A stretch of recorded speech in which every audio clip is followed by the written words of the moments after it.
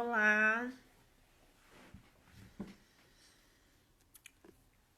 vamos aguardar um pouquinho o pessoal ir entrando.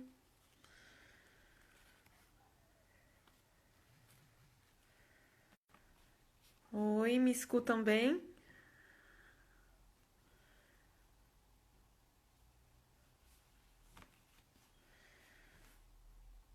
Estão me escutando? Me confirmem. Estão ouvindo? Então tá bem. Já mudei um pouco o microfone, então eu precisava que confirmasse. Obrigada. Aguardar mais um pouquinho.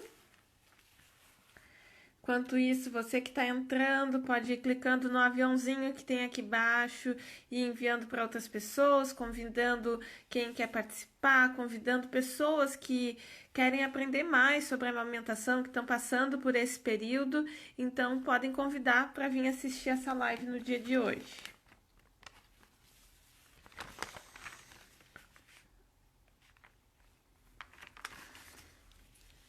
Hoje a nossa live vai ser sobre a amamentação, por causa do agosto dourado, né? O agosto é o mês de estimulação da amamentação, né? Então, esse mês a gente tem para reforçar a importância que a amamentação tem na vida dessas crianças, né? O impacto positivo e que se repercute não só durante a infância dessa criança, mas durante toda a vida dela, por conta de um período, um simples período em que essa criança vai sendo amamentada.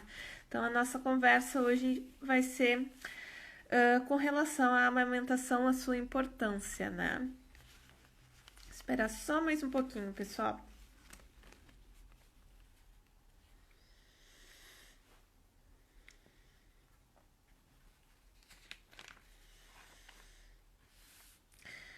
Acho que já dá pra gente ir iniciando.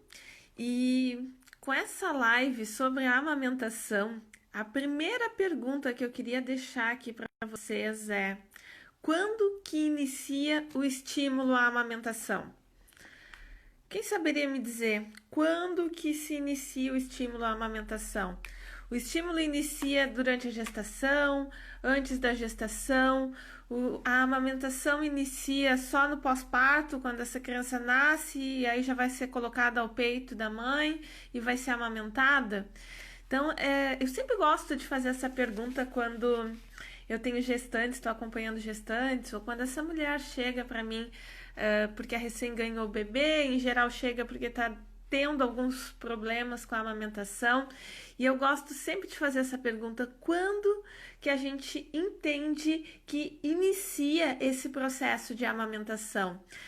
A verdade, tá, que eu vou dizer para vocês, isso também é uma interpretação minha que eu tenho, né, da minha vivência e com os meus estudos. Eu posso dizer que a amamentação, ao meu ver, ela inicia já na infância. A gente não pensa muito sobre isso, né? Mas o fato é que a amamentação inicia na infância. Inicia quando essa menina recebe uma bonequinha e essa boneca vem com uma madeira.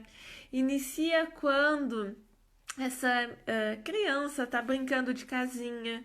Inicia quando essa criança ela vê a mãe, vê outras pessoas amamentando ou não.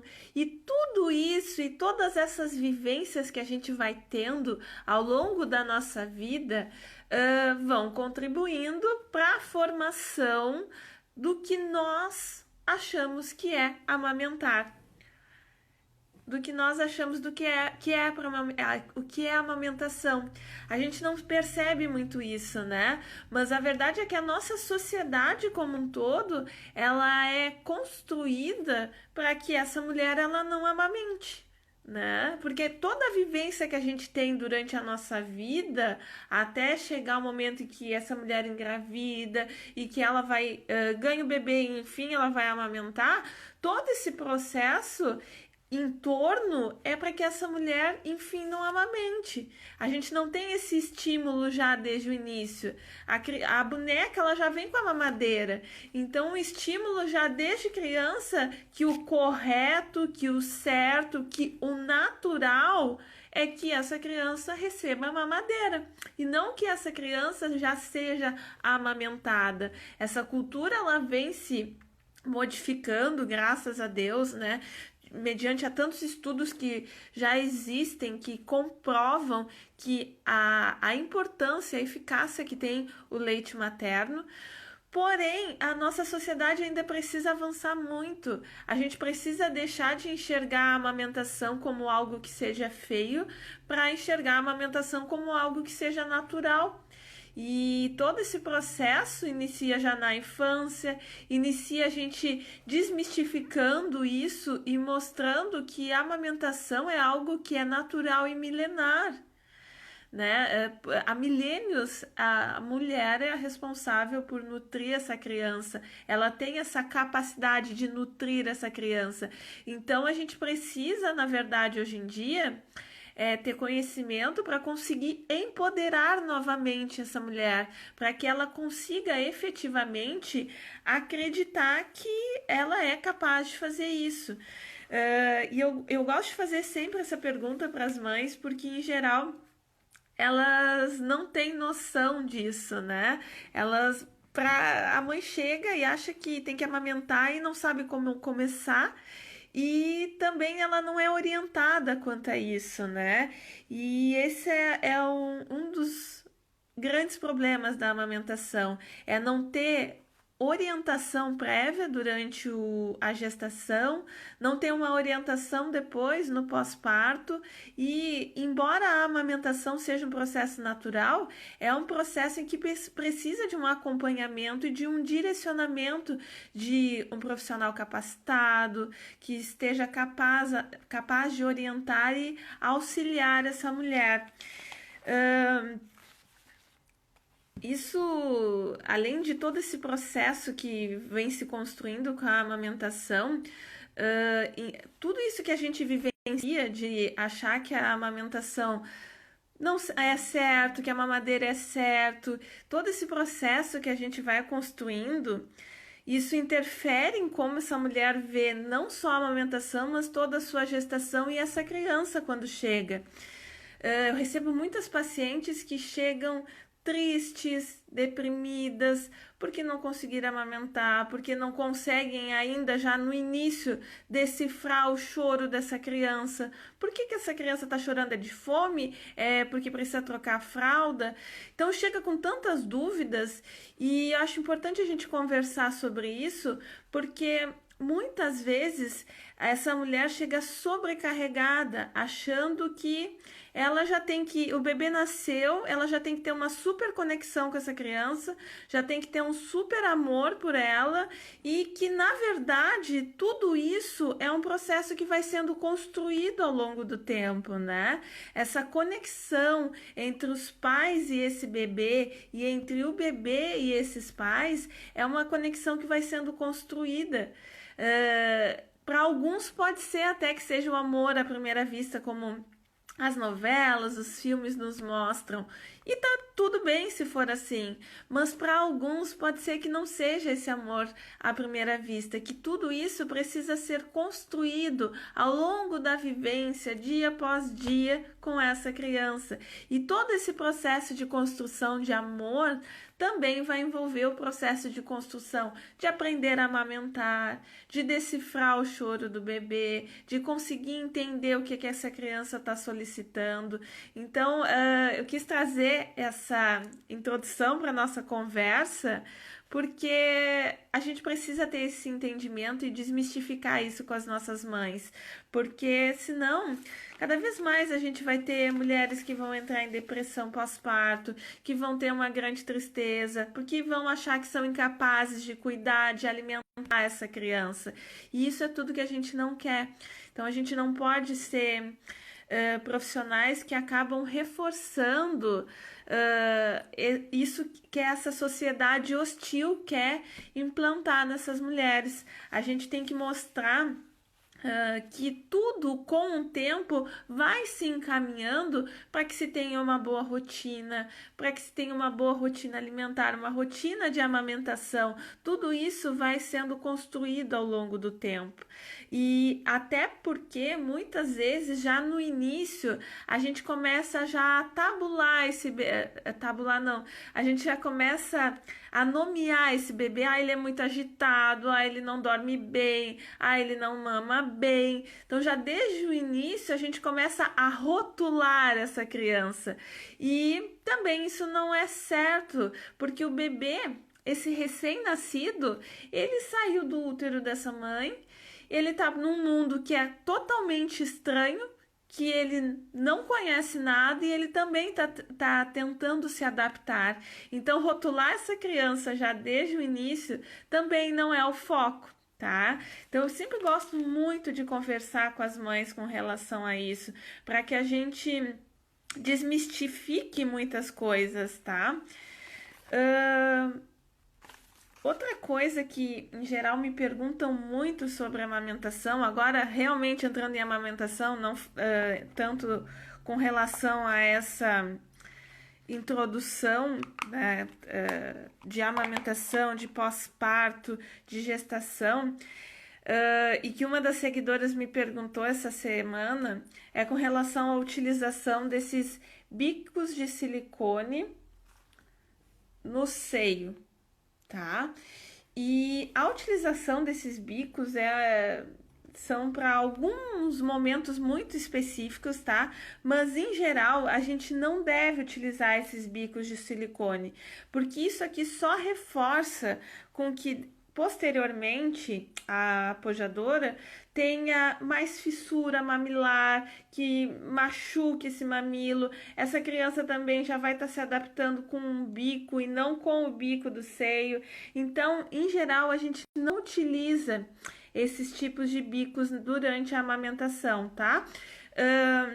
O que a gente faz nesses momentos é utilizar e orientar uma boa pega, tá? Então, boquinha de peixe, o bebê vai ficar com o lábio invertido na parte de baixo, ele não vai pegar exclusivamente o bico, o mamilo, ele vai abocanhar toda a areola, principalmente mais a parte inferior. Então, esses são os pontos em que a gente tem que observar e que a gente tem que estar orientando essa mulher, tá? Em geral, esses bicos eles não vão ter serventia nenhuma, na verdade, tá? A gente precisa é que essa criança, esse bebê, tenha uma boa pega.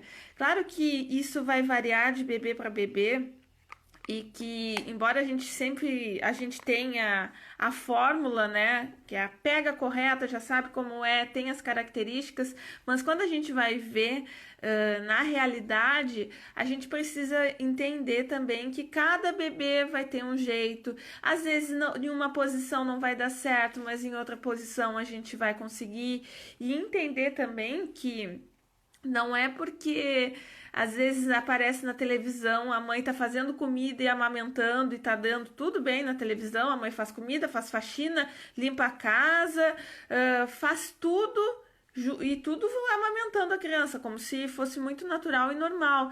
Porém, a amamentação é um processo que precisa de calma, precisa de cautela. Essa mulher, ela não pode simplesmente sair saindo fazendo um monte de coisa dentro de casa e querer amamentar de forma eficaz.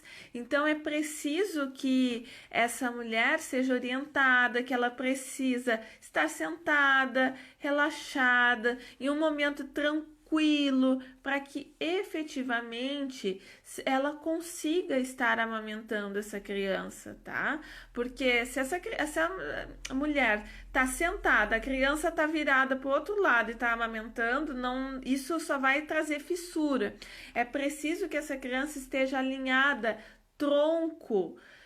O corpo precisa estar virado para o lado da mãe, corpo com corpo, barriga com barriga, né? A criança não pode estar com a cabeça para um lado e o corpo para o outro. Assim a gente não vai ter uma amamentação que seja eficaz. Imagina vocês estarem sentados à mesa o corpo virado para um lado, o prato no outro, não tem como dar certo, né? Vai dar virança, vai dar sujeira. E a mesma coisa com a amamentação.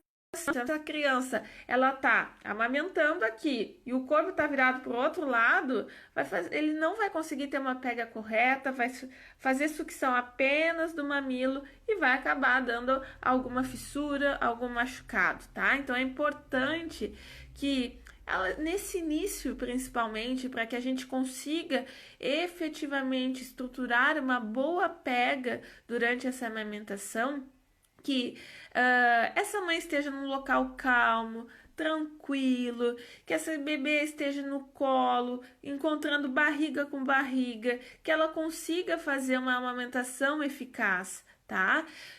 Que esse ambiente, mais que isso, que esse ambiente seja calmo, de repente coloca uma música ambiente. É um momento em que, principalmente no início, essa mulher, ela tá super em dúvida, né? Será que eu vou conseguir amamentar? Será que eu vou ter um leite bom o suficiente para o meu bebê? Então, coloca uma música calma para relaxar, relaxa a criança, relaxa a mãe, deixa sempre uma garrafinha de água junto.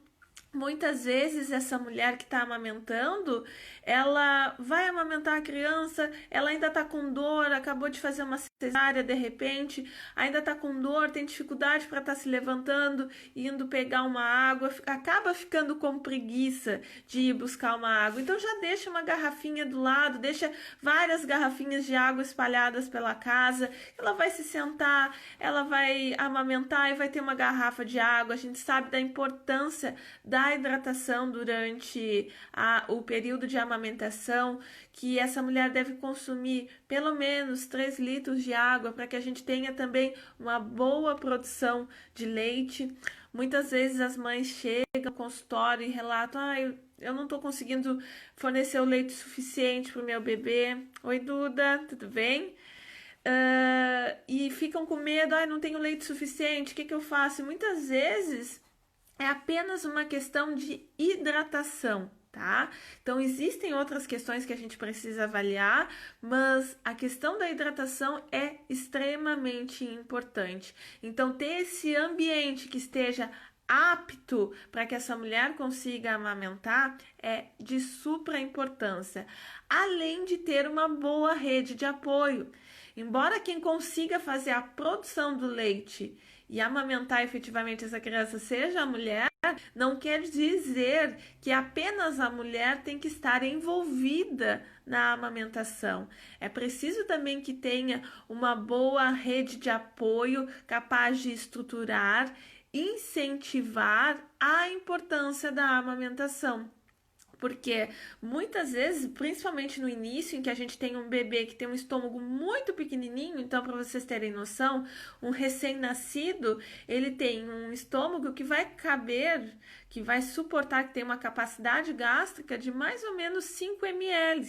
Então, por isso que o recém-nascido, ele mama muitas vezes, porque o estômago dele é pequenininho, a capacidade dele conseguir encher, vamos dizer assim, né? O estômago é muito pequena, então ele vai encher muito rápido e vai esvaziar esse estômago muito rapidamente. Por isso que a gente precisa estar amamentando várias vezes ao dia e ao longo da noite. E isso pode ser muito cansativo para essa mulher. Por isso que a gente precisa ter a rede de apoio, para que essa mulher durante a noite que precisa tirar a fralda, precisa trocar a fralda desse bebê, que não precise ser ela exclusivamente a fazer isso, que ela tenha um acompanhante, que ela tenha alguém que possa estar auxiliando ela, para que durante o dia, se ela está muito cansada, que ela tenha alguém que cuide esse bebê por 1 hora e ela possa tirar um sono. O dormir também é importante para que essa mulher consiga efetivamente ter uma boa produção de leite. Bom dia, Duda. Bom te ver aqui ainda mais falando de amamentação. A Cecília tem mais de 2 anos e ainda seguimos com a amamentação aqui. A rede de apoio foi fundamental para tudo isso. Exatamente, a rede de apoio ela é extremamente importante. Até porque mesmo que a mulher ela tenha uma produção de leite adequada, a criança tá mamando bem, mas aí começa alguém, a família, um amigo, sempre tem alguém para dar um pitaco, né? Ai, porque o teu leite não vai ser o suficiente, daqui a pouco o teu bebê não vai crescer, ele não vai ganhar o peso adequado para a idade. Então sempre tem alguém para dar um pitaco.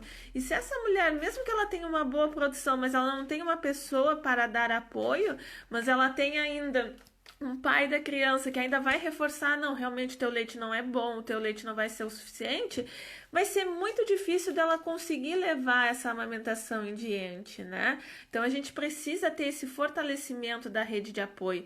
A rede de apoio, na verdade, ela é composta por pessoas que vão estar junto dessa mulher e também por profissionais que podem estar colaborando e auxiliando essa mulher. Não sou mãe ainda, mas como o pessoal se mete, vejo pelas minhas irmãs. É verdade, né? E não dá às vezes nem para culpar, porque é tão. Tá tão intrínseco assim, tá enraizado na gente, né?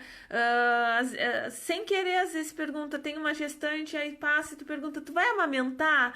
Então é meio assim, é muito difícil uma mulher que tá gestante, ela não amamentar, né? Então quando tu começa já a fazer essas perguntas já desde a gestação, tu já tá deixando essa mulher insegura, né? Tu já tá meio que forçando. Ou então, mas tu não vai dar um chazinho pra ele? Ele chora tanto. Recém a criança chegou do hospital, é recém-nascido, criança chora. A gente não tá acostumado com isso, né? Mas, porque no nosso dia a dia, principalmente se a gente não convive muito com bebês, começa a ver um bebê chorando, já se desespera, né? Já, meu Deus, já vou correr pro hospital. Mas a verdade é que bebê chora. Bebê chora porque tá com fome, bebê chora porque tá com frio ou tá com calor. Bebê chora porque tem que trocar a fralda. Bebê chora porque quer ficar no colo, porque quer aconchego, e isso é normal, né? E a gente, na verdade, a gente não é ensinado a isso, né? Inclusive, a gente não é ensinado a ter esse apego a mais ao bebê, né? A gente acha que se o bebê ficar muito no colo, ele vai ser mimado, que ele vai ser uma criança metida, que ele vai ficar chorando sempre, ele nunca vai querer berço. E não é assim, né, gente? Se a gente, os estudos vêm trazendo que o bebê, ele não tem toda a sua formação durante a gestação. Nós humanos precisaríamos de muito mais tempo dentro da barriga da mãe. No entanto, conforme fomos evoluindo, tá? E começamos a andar com duas pernas, o quadril da mulher ele foi se estreitando e por conta disso se essa criança ficasse mais tempo durante a barriga da mãe, não ia ter o espaçamento necessário para que essa criança conseguisse passar. Então, por conta disso, acabou que o período de gestação ficou em 40 semanas em média e essa mulher agora precisa ter a esterogestação. Essa criança, né, e esses pais vão ter a esterogestação. A gente não conversa sobre isso, né? O bebê, ele fica em torno de 40 semanas na barriga da mãe. Mas quando ele sai, ele ainda vai passar por um processo que ele precisa, que é em torno de 3 meses, que é como se ele ainda tivesse na barriga da mãe. Então, esses primeiros 3 meses são os mais difíceis, porque é o de adaptação dos pais, é o de adaptação dessa criança, porque ela ainda está passando num período que fisiologicamente ela deveria estar dentro da barriga da mãe, mas evolutivamente isso não nos permite. Então a gente pode generalizar e dizer que todos os bebês nascem prematuramente, porque nós deveríamos ficar mais tempo na barriga das nossas mães do que ficamos, e por conta de tudo isso esses primeiros 3 meses são um dos mais difíceis que essa família vai ter. E para esse bebê também é difícil, porque ele também está em um mundo diferente, um mundo estranho, né? Então a gente precisa ter esse conhecimento para conseguir apoiar essa mãe, a conseguir apoiar essa criança, para que a gente não tenha posteriormente a introdução de fórmulas infantis sem a necessidade.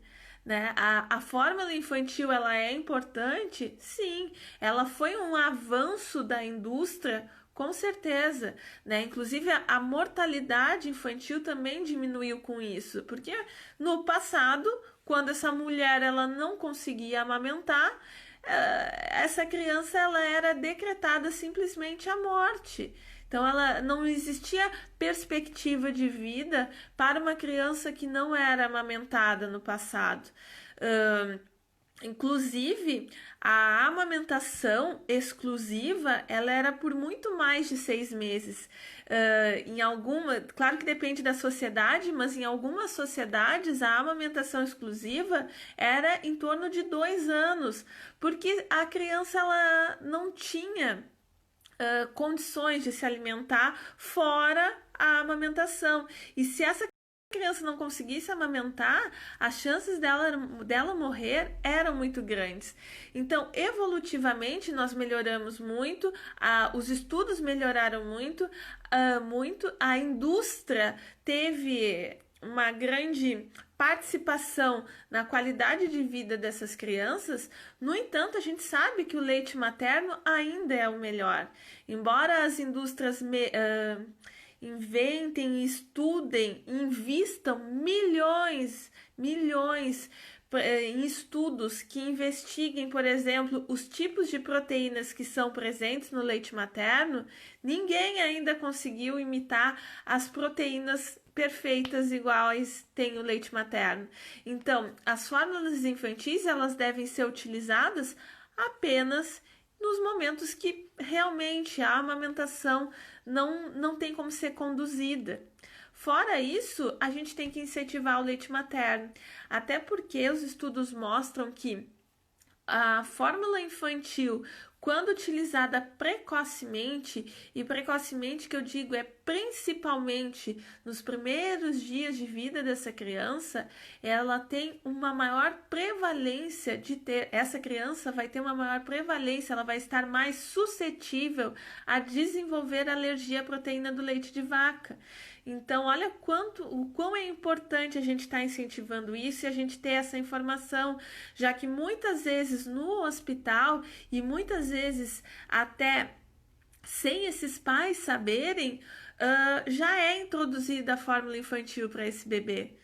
Então, olha o quão suscetível a gente pode estar deixando essa criança para que se ela já tem até uma genética que a predispõe, utilizando já a fórmula infantil, principalmente nesse período inicial, a gente está aumentando muito o risco dessa criança desenvolver. Principalmente até os 4 dias após o nascimento desse recém-nascido, esse bebê ele ainda não tem um intestino totalmente impermeável. Então, o nosso intestino ele tem várias células que elas se juntam assim para que fiquem totalmente impermeáveis a proteínas, bactérias, enfim. Até os 4 dias, essa criança ainda não tem um intestino totalmente impermeável. É como se o intestino dela fosse assim, cheio de vazamentos, tá? E a fórmula infantil, ela tem uma proteína que é maior, é de mais difícil digestibilidade, e por conta disso que deixa essa criança mais suscetível a desenvolver alergias. Então, quer dizer que não pode usar a fórmula infantil desde o início?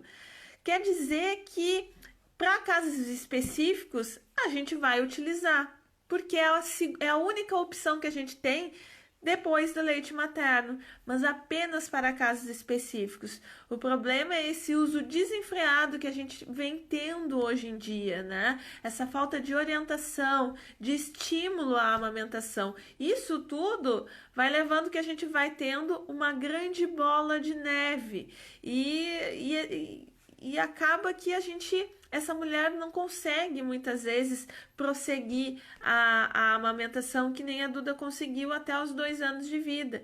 Então, tudo isso, todas essas características acabam contribuindo. Hoje a taxa média de aleitamento materno no Brasil é de 54 dias. Enquanto que todas as recomendações mundiais recomendam que o aleitamento materno exclusivo seja até os 6 meses. Mas no Brasil a média é de 54 dias. E às vezes eu brinco que se o aleitamento materno fosse com homens, a taxa ia ser de 2 horas só, né? Porque muitas vezes essa mulher ela consegue ir até 54 dias amamentando, mas ela vai amamentando com dor, com fissura, né? Com vários erros por conta de uma pega incorreta. E por conta disso, ela leva até os 54 dias e diz: não, eu não estou aguentando mais, não vai dar certo, vou dar fórmula infantil.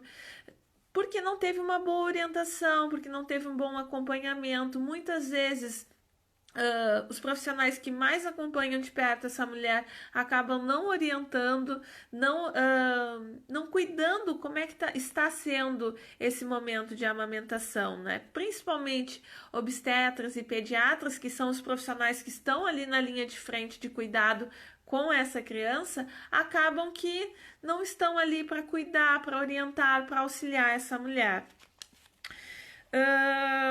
A outra questão que eu queria comentar com vocês também é com relação ao primeiro contato pele a pele que essa criança precisa. Então, o recomendado é que essa criança ela nasça, né, no parto humanizado e já seja colocada sobre a mãe.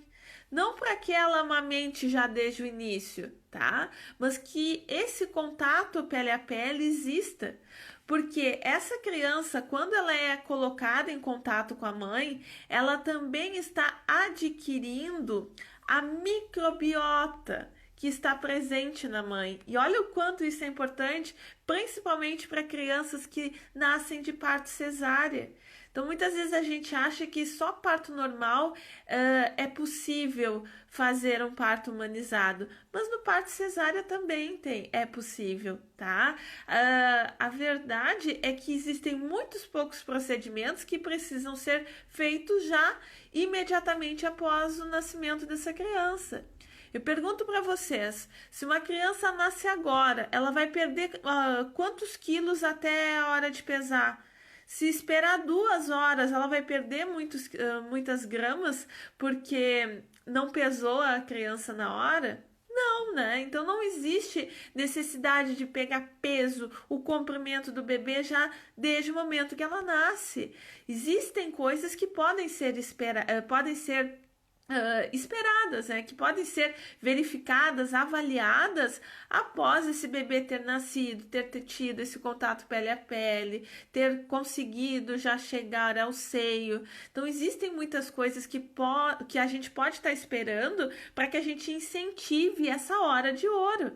Tá? A literatura traz a importância dessa hora de ouro, desse contato do bebê pós-nascimento com a mãe. Tá? Para que tenha afago, para que estimule esse afeto, sim, mas também para a produção hormonal. Essa mãe, quando ela pega o bebê, o cérebro dela já está fazendo estimulação de alguns hormônios que vão ajudar na amamentação, na ejeção desse leite. Então é muito importante que a gente estimule essa hora de ouro. E se a gente não pode estar ali junto, estimulando ali quando nasce essa criança, que a gente consiga ter essa informação. A ideia aqui dessa live é para disseminar para mães, para que vocês que estão assistindo possam estar falando para outras mães a importância dessa hora de ouro. A importância desse parto humanizado, que vem sendo falado muito ultimamente, mas que ainda precisa chegar ao ouvido de muitas mulheres, né? Porque, infelizmente, nem todas as maternidades, elas estão preparadas para isso, né? Então, muitas vezes, essa mulher ela ainda sofre muitos abusos durante esse parto, né? Muitas vezes tem partos traumatizantes. Então é importante ter essa informação, né? E mais importante a gente entender que a amamentação não dói, né? A gente acha que é normal doer, né? O que é passado de geração em geração, vamos dizer assim. Mas a amamentação, o mais importante é saber que ela não dói. Pode-se ter uma sensibilidade no seio no início, né? Isso pode acontecer e a gente pode estar manejando de algumas formas essa sensibilidade, mas sensibilidade é diferente de dor, né? Sensibilidade é diferente de fissura mamilar, né? Então a gente precisa entender que, embora amamentar seja natural, não quer dizer que ela seja simples e nem fácil. Então entra novamente na importância da gente ter essa rede de apoio. E também, né, a gente sempre fala, a gente está no agosto dourado, ressaltando a importância da amamentação, mas também existem mulheres que não querem amamentar, né? E a gente também tem que respeitar a escolha da mulher, mediante quando essa mulher ela foi orientada, foi adequado a pega, tá tudo certo, foi explicada a importância da amamentação. Se essa mulher tem todas as informações, foi passada para ela todas essas informações e ela está empoderada dessas informações, bom, aí parte de que isso é uma escolha da mulher, tá? E não é de se julgar, tá? Nem todo mundo consegue ter essa capacidade, essa resiliência de conseguir levar adiante a amamentação. E isso é natural, a gente não deve julgar isso, tá? Mas desde que essa mulher ela tenha todas as informações para que ela sim consiga de alguma forma levar essa amamentação adiante, tá? Então isso são questões muito importantes. Outra questão importante também é a questão do parto normal e parto cesáreo. Então, o tipo de parto interfere, de certa forma, na amamentação. Então, a gente sabe que o parto normal, essa mulher ela passou por todas as transformações hormonais daquele período. Portanto, ela está mais suscetível à produção desse leite. Já o parto cesárea tem dois momentos, né? Uma coisa é a mulher que já veio, teve o médico já orientou, vamos marcar a cesárea para tal dia. Bom, se essa mulher marcou a cesárea para tal dia, muito provavelmente ela não iria ganhar essa criança nesse dia. Isso faz com que ela não tenha nenhuma preparação hormonal e que ela efetivamente o corpo dela não estava preparado para a produção de leite naquele momento. Então, isso pode fazer com que, quando o bebê nasce, ela ainda não tenha leite para produzido, tá? Então, isso é natural e é entendível, né? Se ela não passou pela transformação hormonal, o corpo dela não estava preparado para que naquele dia ela já comece a amamentar essa criança, é normal que esse leite demore um pouco mais para descer. Tá? Agora, outra coisa é o parto cesárea, porque se tentou o parto normal e por algum motivo, alguma intercorrência que se teve naquele momento, não foi possível fazer o parto normal e teve que se escolher o parto cesárea. Mesmo que seja um parto cesárea, essa mulher ela já passou por todo esse processo hormonal, de diferenciação hormonal. E também o corpo dela já estava se preparando para o parto, já estava entendendo que em seguida ele ia ter que amamentar. Então, por conta disso, pode ser que a descida do leite seja igual ao parto normal, pode ser que demore um pouco mais, mas vai demorar muito menos do que um parto cesárea que foi marcado já a data, sem saber se essa mulher realmente ia entrar em trabalho de parto naquele dia, tá? Então, o nascimento, ele deve ser sempre uma escolha da criança, né? Não da mãe, dos pais, do médico, do obstetra. Então, a escolha do nascimento é da criança, ela que escolhe quando está preparada, salvo, né, exceções. Uma criança que teve uma grande restrição intrauterina, que teve problemas. Então, claro que existem exceções e que cada exceção vai ter sua peculiaridade e a sua conduta para aquele momento. Porém, na grande maioria, a gente observa que muitas cesarianas são desnecessárias, que a amamentação não é levada adiante por grandes motivos que muitas vezes poderia ter sido manejado, poderia ter sido modificado, né? Gente, aqui. Volume do estômago eu falei.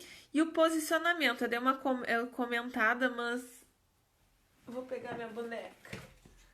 Tem uma boneca que eu sempre trabalho com as mães, tá? Essa é a Charlotte, pessoal.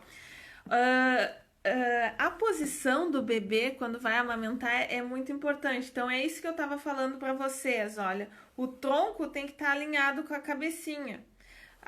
Não pode a criança estar amamentando aqui e o corpo virado para o outro lado, não tem como, tá? Tem que estar, tronco e cabeça tem que estar bem alinhados para a amamentação. Depois, quando essa criança já está com 2 anos, pode ser que ela tá mamando e mexendo com a mão para o outro lado, isso é natural. Mas principalmente nesse início, quando a gente tem o recém-nascido, é importante que a gente mantenha esse alinhamento. E até depois, embora essa criança depois já queira se mexer mais do que ficar mamando, mas é necessário que tenha esse alinhamento para que se tenha uma pega correta. O posicionamento da mãe, como eu disse, tem que estar sentada, tem que estar relaxada, que pode ter a música ambiente, ter água disponível, amamentar da sede. Essa mulher precisa tomar bastante água para se manter hidratada.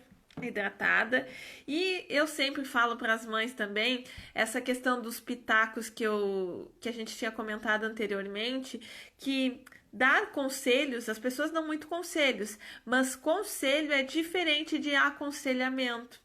Conselho é o que a gente dá, sem ter certeza se aquilo realmente é efetivo ou não. Conselho é o que a gente dá porque a gente vivenciou isso na prática e aí a gente foi bom pra gente, então pode ser que seja bom pro outro, né? Então, eu tenho dor de cabeça e eu tomo paracetamol, então eu vou indicar paracetamol porque eu faço isso, mas não necessariamente eu sei se é o melhor medicamento para isso, tá? Então, isso é dar conselho.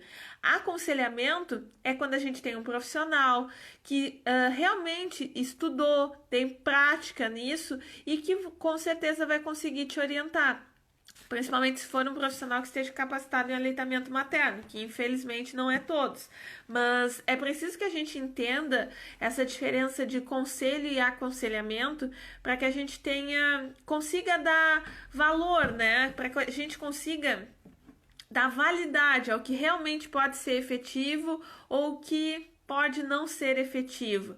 Até para a gente daqui a pouco não estar tendo uma introdução precoce de alimentação, de fórmula infantil e N outras coisas, né? E alguns mitos também eu queria falar brevemente para vocês que envolvem a amamentação. Principalmente quando essa mulher acha que não tem uma produção adequada de leite, né? Então, toma cerveja preta porque vai aumentar a quantidade de leite, toma chá de alface. Gente, já ouvi de tanta coisa que fala que aumenta o leite materno, mas a verdade é que nada disso funciona, tá? Tudo isso é mito. O que realmente aumenta o leite materno, o que realmente aumenta a produção de leite materno é a sucção, é colocar o bebê no peito. E se essa mulher tem algum problema, tá com baixa produção, a gente pode estar entrando com outros artifícios, inclusive utilizar bombas para que haja um maior estímulo na produção de leite. Mas nenhum outro artifício vai ser realmente funcional. Muitas vezes essa mãe chega tomando medicamentos para aumentar a produção de leite, fazendo diversas coisas e mesmo assim não está sendo eficaz, porque o que a gente realmente precisa nesse momento para aumentar a produção de leite é aumentar o estímulo. Tá? Então, aumentar o estímulo desse bebê, utilizar de algum outro artifício para que a gente realmente aumente essa produção de leite. E na grande maioria das vezes, essa mulher que relata que está tendo menor aporte de leite, em geral isso acontece porque essa criança já está tendo entrada de outros alimentos, como fórmula infantil, como chazinho, como água. Não esqueçam que eu falei que o estômago dessa criança é muito pequenininho, cabe em torno de 5 ml no início.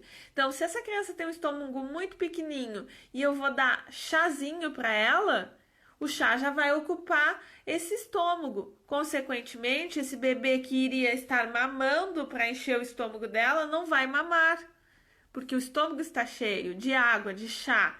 Então, isso vai fazer com que diminua a estimulação do seio para o cérebro e, consequentemente, o cérebro vai entender: olha só, diminui a produção do leite, porque está produzindo demais. Então, vejam que é uma cascata, é uma sequência. Então, por isso que o aleitamento materno exclusivo é exclusivo por isso. Tá? É exclusivo porque é só leite materno. Não tem água, não tem chá, não tem suco, não tem nenhuma outra coisa junto. É só o leite materno para que a gente mantenha essa sinalização entre seio e cérebro, para que a gente mantenha essa produção de hormônios adequados para o aleitamento materno, tá? Em geral, eu queria dar essa breve conversa hoje com vocês. Hoje eu não vou conseguir ficar 1 hora na live porque eu tenho uma consulta agora. Eu espero que eu tenha conseguido esclarecer algumas coisas e também aumentar um pouco a perspectiva, né? Abranger um pouco mais o nosso pensamento, abrir o nosso pensamento para que a gente consiga enxergar outras coisas. Eu tô fazendo mais lives de introdução alimentar, sobre autismo, que é um tema que eu estudo muito há bastante tempo, e sobre dificuldades alimentares, porque eu tô fazendo uma formação em terapia alimentar. Porém, hoje eu fiz uma live de amamentação, quero fazer mais vezes também. E se vocês tiverem alguma outra ideia, se tiverem sugestões, tiverem dúvidas, que nem essa seguidora me mandou dúvida sobre o bico de plástico, que serve para colocar no seio materno, que eu já falei, depois vai ficar gravada a live se quem chegou depois quiser assistir.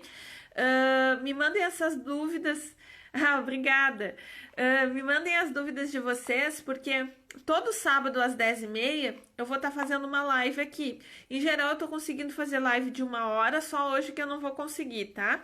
Mas mandem todas as dúvidas que vocês tiverem, que eu vou organizando para as lives durante a semana. Eu quero também começar a avisar vocês no início da semana sobre o que vai ser a live, para ficar melhor para vocês se organizarem, tá? Mas mandem para mim, mandem inbox, mandem dúvidas, mandem sugestões de temas sobre o que vocês quiserem que eu venha aqui falar, tá? Estando dentro do âmbito da nutrição materno-infantil, eu posso estar aqui falando, tá bom? Porque são coisas que eu estudo bastante, então eu posso estar aqui falando com clareza, posso trazer artigos, o que cientificamente e atualmente estão falando sobre o determinado tema, eu posso estar trazendo aqui para vocês, tá, pessoal?